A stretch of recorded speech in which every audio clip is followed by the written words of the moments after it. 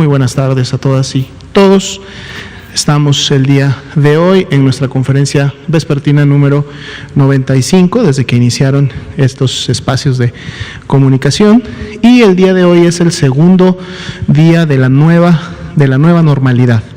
Recordando que la única diferencia que hay de la nueva normalidad con la Jornada Nacional de Sana Distancia es que ahora las intervenciones comunitarias, la sana distancia como tal y las acciones que en su momento pues limitan la movilidad no son de manera similar y al mismo tiempo para todo México, sino que ahora a través de un semáforo, semana con semana, se podrá definir cuál será la intensidad de estas acciones o, si las queremos ver desde el otro punto de vista, de estas restricciones, para precisamente poder disminuir en mayor o menor grado la movilidad de la población. Por eso es importante que estemos atentos a los anuncios, uno, de cuál será el color del semáforo en el cual estarán abriendo cada semana las diferentes entidades federativas, recordando que esta semana 31 entidades federativas están en color rojo, lo cual significa que prácticamente las restricciones a la movilidad y por lo tanto las acciones de la Jornada Nacional de Sana Distancia se mantienen y continúan todavía esta semana en 31 entidades federativas, a excepción solamente de Zacatecas, que fue la única entidad que abrió esta semana en color naranja. Aún así, naranja no permite todavía muchas actividades. Veamos en la primera diapositiva la actualización del panorama internacional, es decir, de la pandemia. El día de hoy tuvo una reducción de un punto porcentual, lo vemos en la siguiente diapositiva, en comparación al día de ayer. Aquí está, 23% es la cantidad o la proporción, de casos, del total de casos que hasta el momento se han acumulado en todo el mundo, que han iniciado con síntomas en los últimos 14 días. Ayer estaba en 24. Las proporciones de las regiones son bastante similares a las de ayer, aunque continuamos viendo cómo Europa sigue disminuyendo, ¿no?, su carga proporcional de esta pandemia activa a nivel mundial, y vemos cómo América se mantiene en la línea del 55%, sin haberse movido tanto, aunque está también dentro de esa disminución general que representa ese 23% a nivel global para los últimos 14 días. Veamos cómo están las cifras ahora en México. Nos estamos acercando a las 300,000 personas estudiadas, son 293,078, y prácticamente la mitad de estas personas ha dado negativo a la prueba de SARS-CoV-2, por lo tanto fue descartada la presencia de COVID-19 como enfermedad en ellas, estas 153,601, pero del otro lado tenemos 97,326, nos estamos acercando también a los 100,000 casos confirmados en México, es decir, personas que dieron positivo a la prueba y por lo tanto se confirman a COVID-19 ya que presentaban los signos y síntomas correspondientes de la enfermedad. Sin embargo, poco menos de la quinta parte, de hecho ya es como un 17-18%, son realmente los casos activos en México. Estos 16,940 son los que en este momento mantienen la epidemia activa y que a través de ellos podría todavía seguir la epidemia dispersándose, ya que es donde está la capacidad infectiva y de transmisión en este momento. Así también se actualiza la cifra de defunciones y son 10,637 las personas que lamentablemente hasta el momento han perdido la vida a consecuencia de las complicaciones de COVID-19. Veamos la siguiente diapositiva. Vemos la carga de enfermedad acumulada. No ha habido muchos cambios en este mapa en los últimos días, siguen siendo 7 las entidades federativas que tienen el mayor rango, que son de 3,000, y las podemos ver claramente en la siguiente diapositiva, que las pone precisamente en orden ascendente y que les asigna el color correspondiente, que sería exactamente la siguiente diapositiva. Ahí podemos identificarlas, vemos cómo el estado de Sonora se está acercando cada vez más a formar parte de este grupo, así como otras entidades federativas en color rojo oscuro que también están incrementando su carga acumulada, es decir, no todas estas personas ya en este momento tienen la capacidad de transmitir la enfermedad, como lo veíamos en el general, solo entre un 17 y 18%. Si vemos la siguiente diapositiva, ahora sí vemos el mapa de la epidemia activa en México, por eso hay muchos menos colores oscuros. De hecho, tenemos mucho tiempo en donde solamente la Ciudad de México ha alcanzado ese alto rango, seguida del Estado de México, que es la segunda, solo que ha alcanzado el segundo rango, y todas las demás, realmente más de las 2/3 partes de los estados se mantienen todavía en un rango de menos de 500 casos confirmados en los últimos 14 días. Si vemos la siguiente diapositiva, vamos a ver precisamente a cada una de estas entidades en orden descendente, y ahí las podemos identificar rápidamente cómo están ordenadas. La siguiente diapositiva es la tasa de incidencia acumulada de este mismo periodo de tiempo, que es la epidemia activa, en donde los colores verdes más oscuros representan las entidades federativas que a su vez tienen la tasa de incidencia acumulada para su población más alta. Por lo tanto, quiere decir que en estos últimos 14 días tienen la mayor transmisión y la mayor dispersión entre su población, y es donde entonces tenemos que estar al pendiente de incrementar o mantener las acciones de la sana distancia. En la siguiente diapositiva veremos esta misma información, pero ahora graficada en barras, recordando que la barra verde significa la tasa de incidencia acumulada de esos últimos 14 días, precisamente del 20 de mayo al 2 de junio, pero entonces ahora vemos un comparativo que está en las barras azules. Ahora extendimos un poco más la diferencia, hasta ayer la presentábamos con una semana de diferencia, ahora la estamos presentando con 15 días de diferencia, es decir, 2 semanas, para igual ver un poco cómo va variando la tasa de incidencia. Igual aplica la misma interpretación, donde tenemos la barra verde más elevada que la azul. Quiere decir que en los últimos 15 días, en comparación a esos 15 días anteriores, la tasa se incrementó, lo que quiere decir que hay mayor actividad. Donde veamos las barras que están más cercas una de la otra, como pudiera ser Morelos, como pudiera ser un poco Quintana Roo, aunque Quintana Roo ya su barra azul es superior a la barra verde. Pongamos el ejemplo de Tlaxcala, que de hecho tiene las barras prácticamente en el mismo nivel, es que la tasa de incidencia acumulada de hace 15 días es similar a la de estos 15 días, lo que quiere decir que en 2 semanas la epidemia no avanzó, es decir, se mantuvo estable, y en la medida que la barra azul supere a la barra verde, entonces quiere decir que la tasa de incidencia está disminuyendo, y por lo tanto la transmisión de los últimos 14 días también está disminuyendo, y así es como podemos interpretar esta gráfica para cada una de las entidades.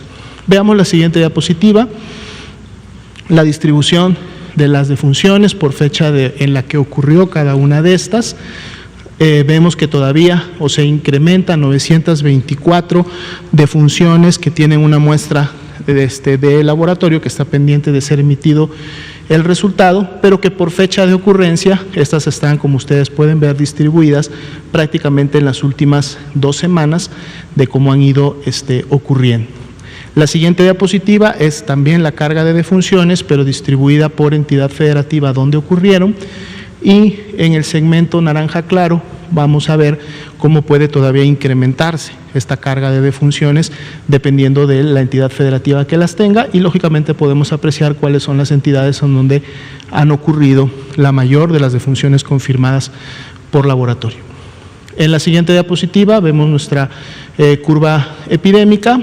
Seguimos notando que la mayoría de los casos sospechosos están precisamente en los últimos 10 días, es donde se concentran, están esperando un resultado que proviene de la Red Nacional de Laboratorios de Salud Pública, y cuando tengamos este resultado podremos ver cómo se sigue comportando la curva de color rojo oscuro o guinda.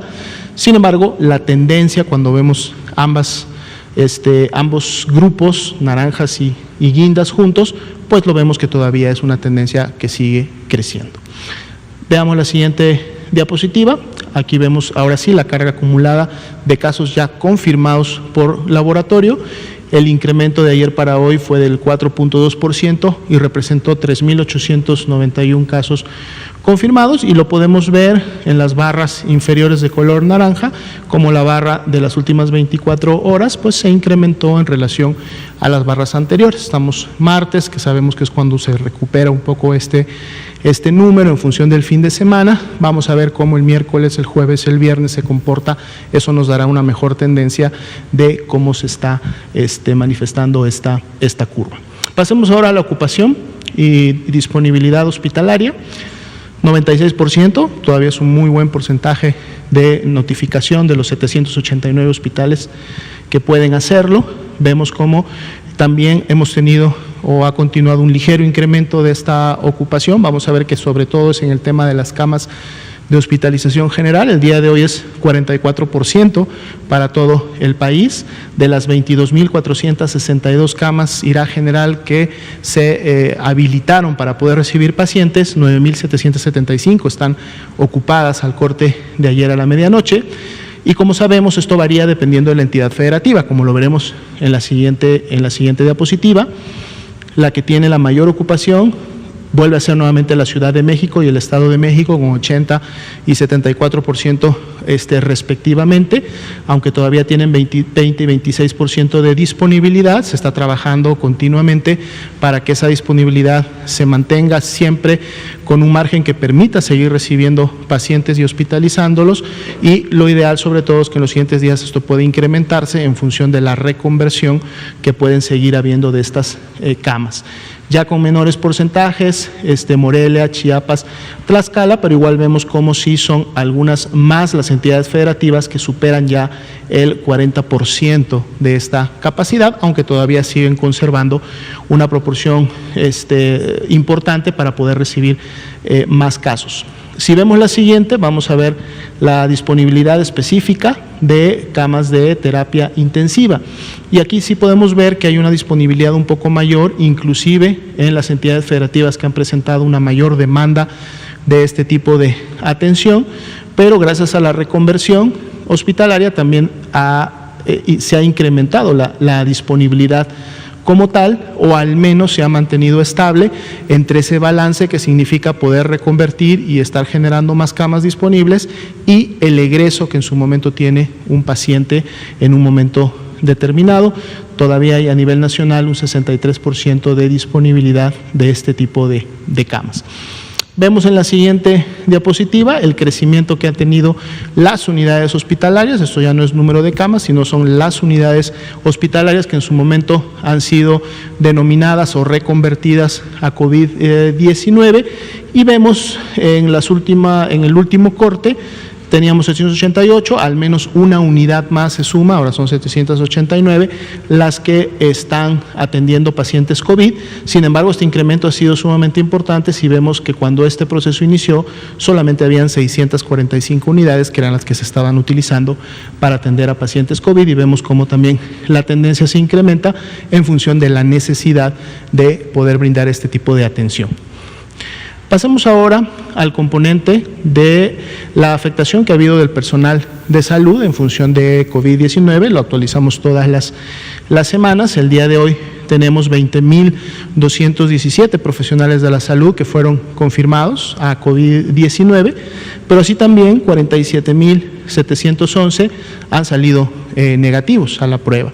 10.082 continúan todavía en una clasificación de sospechosos y podrían en un momento determinado al menos la mitad de estos sumarse a los casos confirmados. Podemos verlos distribuidos de acuerdo a su clasificación, si ya son confirmados o están todavía en calidad de sospechosos o fueron descartados por cada una de las entidades federativas. Y si vemos las barras de color rojo, es ahí donde identificamos la carga de enfermedad por estado que ha tenido los profesionales de salud en cada uno de ellos.